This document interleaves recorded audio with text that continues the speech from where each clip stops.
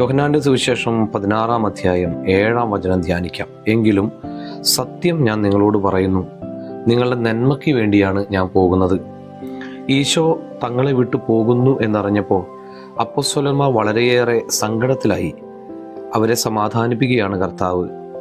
തൻ്റെ അസാന്നിധ്യം നികത്താനും അവരെ കൂടുതൽ ശക്തിപ്പെടുത്താനും പരിശുദ്ധാത്മാവ് വരും എന്നവിടുന്ന് വാഗ്ദാനം ചെയ്യുന്നു.